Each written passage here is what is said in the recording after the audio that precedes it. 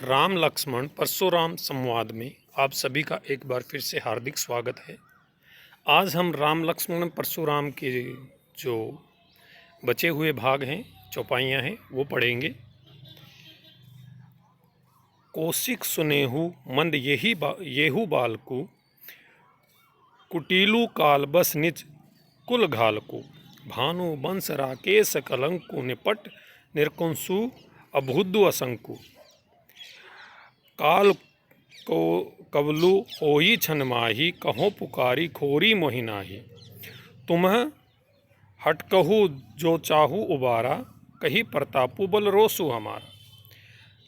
तो यहाँ पर इन पंक्तियों में देखें, यहाँ तक परशुराम जी ने जब उनकी बातें सुनी कि यहाँ कुंभड़ बतिया कोई नहीं है, यानी सीताफल कोई नहीं है, तो वो बड़े क्रोधित हो जाते हैं। क्रोधित होने के बाद वो क्या कहते हैं?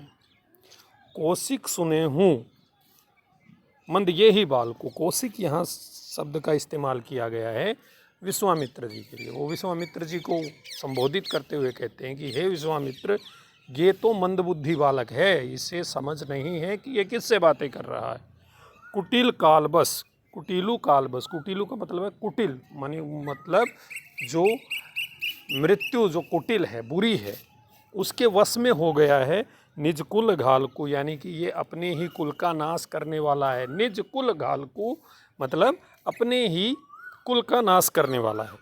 भानु वंश राकेश कलंकु, भानु वंश जो श्री राम जी है उनका वंश कौन सा है? सूर्य वंश से वो जो है संबंध रखते थे। तो भानु, भानु मतलब सूर्य, सूर्य वंश। ये कहते हैं कि सूर्य वंश में ये जन्म लेने वाला राकेश मतलब चंद्रमा पे कलंक के समान है। जिस प्रकार चंद्रमा पे कलंक लगा हुआ है, उसी प्रकार ये सूर्य वंश में एक कलंक के समान है।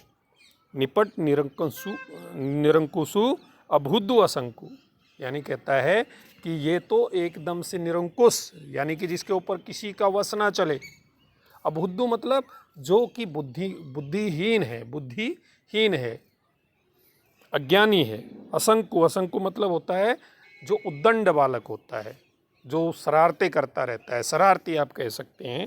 वो कहता है कि यहाँ पे इन दो लाइनों पे देखिए कि हे विश्वामित्र, ये मंद बुद्धि बालक जो है ये अपने ही मृत्यु के वश में होके अपने ही कुल का नाश करने वाला है।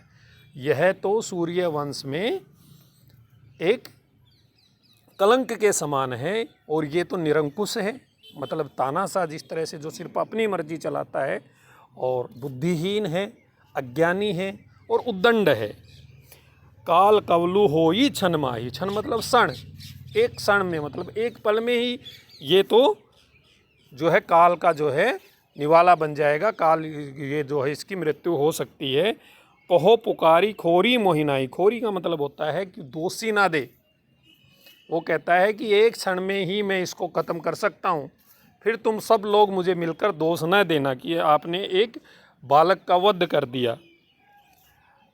ठीक है, तुम्हु हटहु जो चाहो उबारा, अगर तुम चाहते हो इसको मुझे हाथों से बचाना, यानी कि मेरे हाथों ये मारा ना जाए, इससे अगर आप इसे बचाना चाहते हैं, कही प्रतापो बलु रोसु हमारा।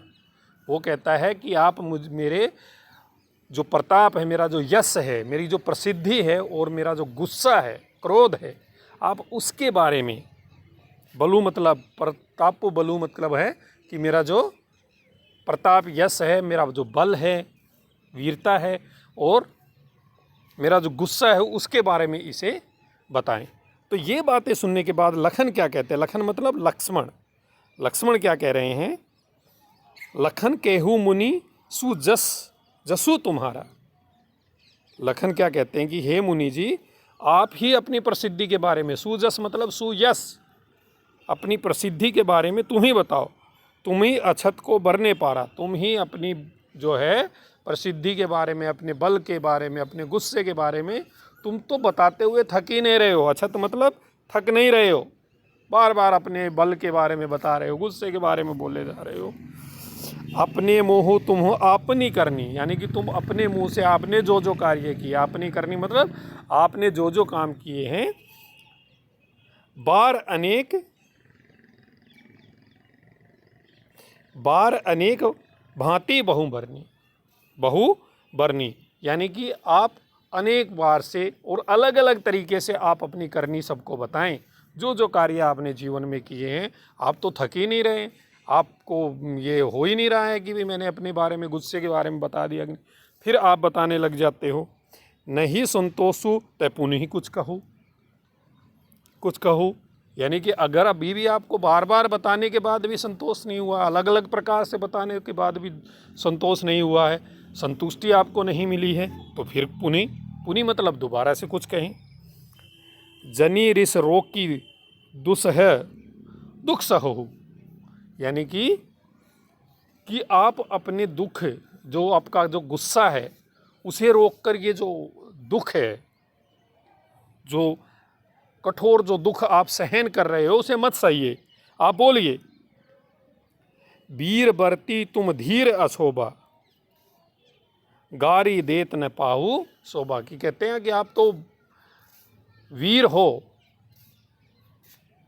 और तुम्हें इस तरह जो है धैर्य होना अच्छा नहीं देता है, और गाली देते हुए तो गारी देत न पाहु शोभा, अगर आप गाली दे रहे हो तो आप शोभावान नहीं हो, यानी कि आप एक वीर का जो है गाली देना अच्छा नहीं लगता। आप अपनी करनी के बारे में बोलते चले जाइए। अब वहाँ पे वो क्या करते हैं, ये थोड़ा बहुत इम्पोर्टेंट है, इसको ध्यान से पढ़ेंगे। अब उन्होंने क्या बताया कि वीर कौन होता है। यहाँ पे उन्होंने कहा वीर बरती तुम धीर अछोबा, यानी कि एक जो वीर होता है, योद्धा होता है, वो अगर धैर्य खो दे तो वो उसको शोभा नहीं देता है, ठीक है, यानी कि उसको बुरा लगता है। वो क्या कहते हैं, सूर समर करनी करही कहीं न जनावी आपू विद्यमान रन पाई रिपु कार्य कथें प्रतापू।